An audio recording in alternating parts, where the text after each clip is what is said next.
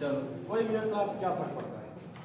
कल कहाँ तक पढ़े थे सर? कल पढ़े थे हम लोग परसेंट से फ्रैक्शन में कन्वर्ट, फ्रैक्शन से परसेंट, यही ना। एक टेस्ट हो जाए क्या छोटा सा, आप बताइएगा कि 57.1/7% का फ्रैक्शन वैल्यू कितना होगा? कौन सा वैल्यू? फ्रैक्शन वैल्यू कितना होगा? अगर इसके फ्रैक्शन वैल्यू की बात है तो आपके पास दो रास्ते दिखाई दे रहे हैं, मुझे तो दो दिखाई दे रहे हैं। क्या सर? ये डिनोमिनेटर में जो 7 है इसका बेसिक वाला एक पढ़े हैं 7 से रिलेटेड 14.2/7% का 1/7 होता है ना। 14.2/7 का 1/7 होता है। कल पढ़ा था क्या आपने? 14.2/7% का फ्रैक्शन वैल्यू 1/7 कल पढ़ा था आपने, याद भी हो गया होगा।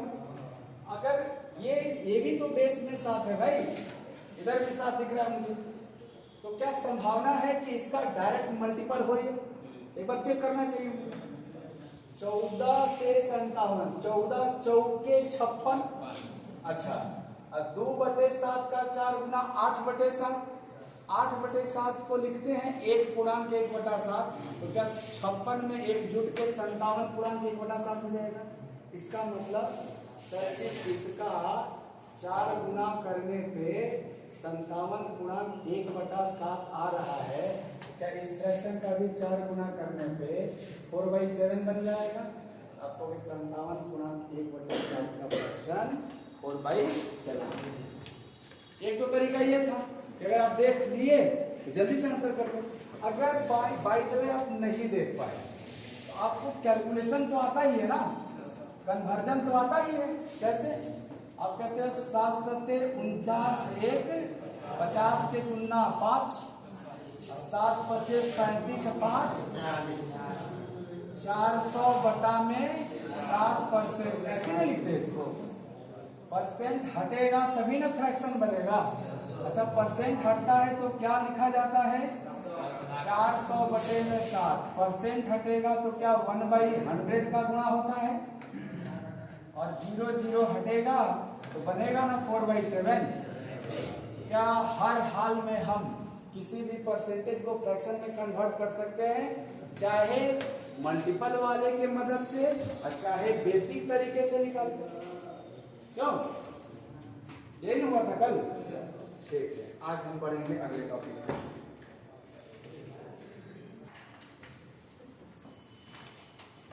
आज पढ़ेंगे हम सक्सेसिव परसेंटेज चेंज। हिंदी में इंटरेस्ट है तो क्रमागत प्रतिशत परिवर्तन, कितना प्रतिशत परिवर्तन हो रहा है लगातार, ये वाला टॉपिक हम पढ़ेंगे। जैसे आपने देखा होगा कि मान लो कोई संख्या है, क्या है इसको समझते रह जाएगा। कोई नंबर है 100, सपोज, सीखते चलना, नोट करना बाद में, सीखते चलना। कोई नंबर 100 है, मैंने इस नंबर को पहले x% बढ़ा दिया। कितना बढ़ा दिया? x% बढ़ा दिया। तो बताओ 100 का x% आप जब कैलकुलेट करोगे तो क्या ये x ही बढ़ेगा? अगर ये x बढ़ेगा तो 100 का x% निकालोगे तो क्या ये 100 गुणे x बटा में 100, क्या इसकी वैल्यू x आएगा? क्यों? यानी 100 के x% का मान x होगा, इसमें कोई डाउट नहीं है। क्या ये बिना निकाले भी हम तुरंत बोले थे x होगा? कैसे बोल दिए थे, मैं बात बता रहा हूं आपको। क्या कल आप पढ़े थे x% of y is equal to y% of x होता है? ये तो यूनिवर्सल ट्रू है कि x% of y equal to y% of x होता है। तो सर 100 का x% निकालूं या x का 100% निकालूं, क्या रिजल्ट एक ही आएगा? सेम आएगा रिजल्ट? तुम बताओ मुझे, x के 100% का मान क्या खुद x होगा? आप बोले थे ना किसी भी संख्या का 100% संख्या स्वयं होता है, तो x का 100% x होगा। अब क्या x का 100% का जो मान है वही मान 100 के x% का भी होगा, इसलिए मैं डायरेक्ट बोल दिया कितना होगा x। ये x क्या करना है, वृद्धि, तो ये जुटेगा तो नया नंबर 100 प्लस x बन जाएगा। अब दूसरा चेंज, अगर हम y% वृद्धि कर रहे हैं, कितना परसेंट, तो देखो पहले वृद्धि हमने x% किया, वृद्धि होने के बाद जो नया संख्या बन गया इसको मैं कितना परसेंट बढ़ा रहा हूं, y%। अच्छा आप बताना 100 प्लस x का ना y% बढ़ जाएगा, तो 100 का y%, सर y बढ़ेगा, 100 का y%, y, क्यों, क्योंकि y का 100% y होता है। अच्छा x का y%, सर xy बटा 100, x का y%, यानी इस संख्या में सर इतना बढ़ जाएगा। अगर इतना बढ़ेगा तो कितना बन जाएगा, आपको इसमें जोड़ दो, बनेगा 100 प्लस x पहले से था, कितना बढ़ा सर y प्लस xy बटा में 100, क्या इतना बन गया संख्या। शुरू में क्या लिए, शुरू में क्या लिए संख्या, पहले कितना बढ़ा है, फिर कितना बढ़ा है, दो वृद्धि किया, पहला x% बढ़ाया फिर y% बढ़ाया, ये दोनों वृद्धि के बाद कुल कितना बढ़ गया ये देखना होगा।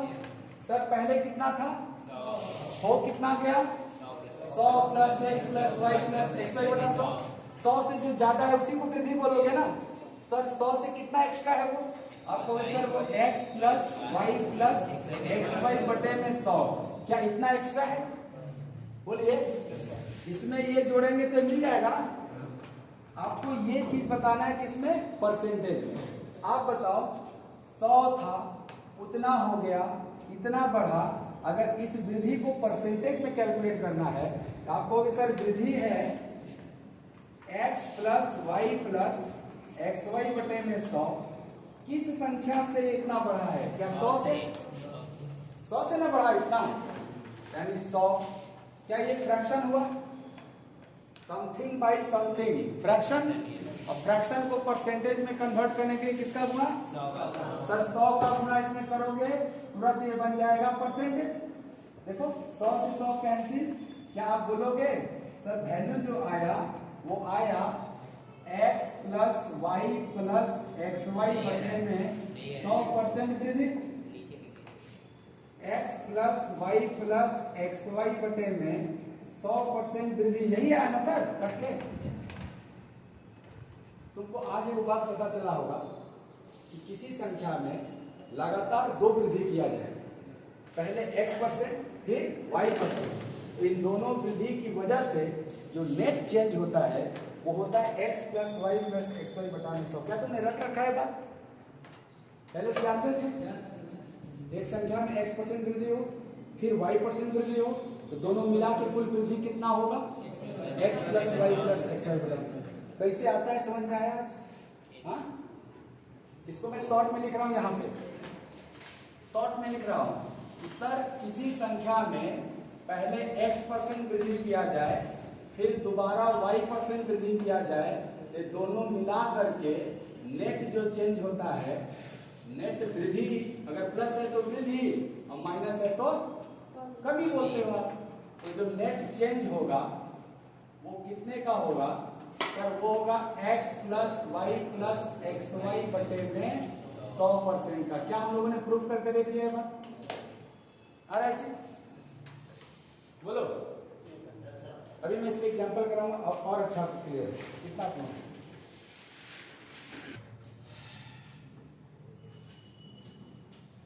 किसी संख्या में पहले हम 10% वृद्धि किए और इसके बाद फिर हम 10% वृद्धि किए, तो मुझे बताइए नेट चेंज कितना परसेंट,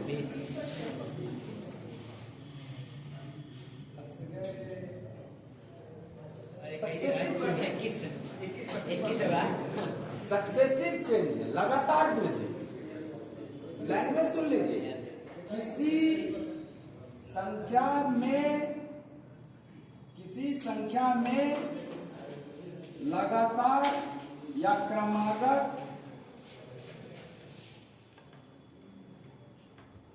क्रमागत दो वृद्धि 10% और 10% का हुआ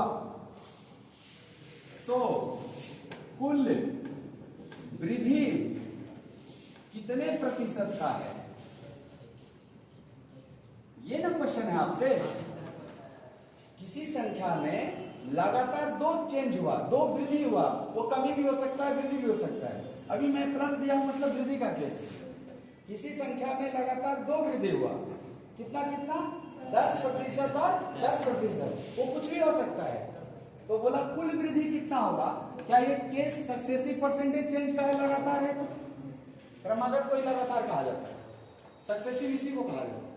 आप क्या बोलोगे? सीधा सीधी 10 + 10 यही पढ़ा आपने? नहीं, अभी पढ़ा आपने कि सर x% वृद्धि और y% वृद्धि होता है तो टोटल नेट चेंज, कुल वृद्धि, कुल कमी, कुल परिवर्तन x + y + xy बटा।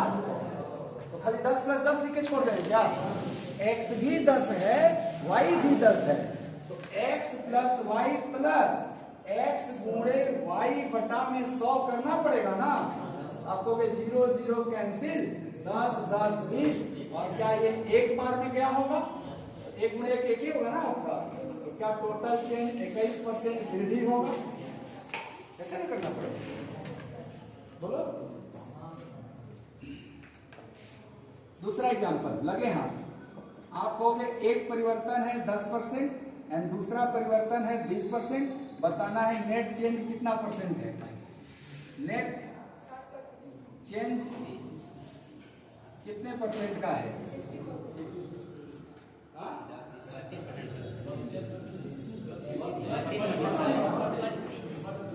32। इस बार x की जगह क्या है? y की जगह दोनों प्लस ही है, तो आप कहोगे नेट चेंज होगा 10 + 20 x + y प्लस x गुणे y बटा में 100। आप कहोगे 0 0 कैंसिल, 10 20 और 2 1 कम, 30 2 32%। ये दोनों क्या था? प्लस प्लस, रिजल्ट भी क्या आया? प्लस में। इसलिए आप बोलोगे 32% इंक्रीज कर गया, वृद्धि कर गया सर। 32% क्या कर गया? वृद्धि। अगर यही चीज निगेटिव में आएगा तो क्या बोलोगे? कमी, डिक्रीज कर गया। याद हो रहा है फॉर्मूला धीरे धीरे? कि किसी संख्या में पहले 10% कमी किया गया, माइनस लगा रहा हूं, माइनस किसको बताएगा? कमी को। फिर कमी होने के बाद जो संख्या बना उसको पुनः 10% कम किया गया, तो नेट चेंज कितने परसेंट का होगा? बताइए पहले आप। इस बार दोनों 10% क्या है? कमी। तो नेट चेंज जो होगा वो कुछ होगा ना, वो कितना परसेंट होगा? आप कहोगे सर हाँ बहुत अच्छा, आप कहोगे x का मान है -10, भाई साइन के साथ लेना। x y का कॉम्बिनेशन क्या होता है? x + y + xy/100। अभी x के जगह कितना लिख रहा है? -10। मान लो माइनस नहीं लिखा रहा था, कमी लिखा रहा था, तो कमी को भी हम किस में लिखेंगे? माइनस। x के जगह -10। इसके बाद y लिखना है ना, y भी क्या है सर? -10। अच्छा अभी क्या करना है सर? x गुणे y बटा 100 करना है। भाई तुम्हारे फॉर्मूला में प्लस है ना, x की वैल्यू -10, y की वैल्यू -10 बटे 100 करना पड़ेगा। देखो ध्यान से, -10 और -10 मिलके -20, और -10 गुणे -10 मिलके +100, +100 से 100 कट जाएगा एक बार में, क्या ये +1 आएगा? -20 में से एक गया, -19% आया। माइनस क्या कहता है? हानि या कमी। आप इसको लिखोगे यदि किसी संख्या में 10% और 10% का लगातार 2 बार कमी किया जाए तो कुल कमी 19% का हो जाएगा, यानी कि 19% डिक्रीज। माइनस किसको बताएगा? डिक्रीज। अगर प्लस आ गया तो इंक्रीज को। चाहे माइनस वाला हो या प्लस वाला हो, रखना तो उसी फॉर्मूले में है ना, x plus Y plus x y बटा 100। दूसरा सवाल, पहले 10% कमी किया गया, फिर 20% कमी किया गया, कुल कमी कितना परसेंट? 28%। पहले 10% कमी, फिर 20% कमी, कुल कमी कितना परसेंट? आपको सर हाँ नहीं, -28 रिजल्ट आएगा, लेकिन लैंग्वेज में बोलोगे 28% कमी हो गया, डिक्रीज बोलोगे। कैसे निकालोगे सर? -10 -20 माइनस माइनस प्लस 10 गुणे 20 बटा में 100। क्या ये 2 बार में कटेगा? बोलिए। आपको 20 10 -30 प्लस 2 अर्थात रिजल्ट आया -28%। -28% को कहा जाएगा 28% कमी हो गया, डिक्रीज हो गया। ये आपका आंसर है। क्या समझ गए? दोनों वृद्धि होगा तब भी, दोनों कमी होगा तब भी। तीसरा तो तुम अनुमान लगा ही रहे होगे, सर एक वृद्धि हो जाए वो कमी तो क्या होगा, राइट? अभी वही कर है कि किसी संख्या में सर पहले हम 20% का वृद्धि किए और फिर हम 10% का यदि कमी किए तो टोटल चेंज कितने परसेंट का होगा? टोटल चेंज कितने परसेंट का होगा और क्या होगा? वृद्धि होगा या कमी होगा? 8% वृद्धि होगा। Well done. आपको कैसे निकालेंगे सर? x का वैल्यू कितना है भाई? हम इसी फॉर्मेट में निकालने वाले हैं ना, x plus Y plus x y बटा 100, इसी फॉर्मेट में निकालने वाले हैं। x कितना है, y कितना है? कमी है तो माइनस में लिखना पड़ेगा। अच्छा, यहाँ क्या होता है सर? इन दोनों का प्रोडक्ट बटा 100 ही तो है, इन दोनों का प्रोडक्ट करो। 20 प्लस में है, 10 माइनस में, गुणा करोगे -200 बटा में 100। आप कहोगे 20 -10 -2 -12, क्या +8 आ गया? +8 आने का तात्पर्य ही हो गया कि 8% वृद्धि हो गया सर, इंक्रीज कर गया ना। अच्छा, एक चीज और जान जाओ, सक्सेसिव में ऑर्डर का कोई इंपॉर्टेंस नहीं होता।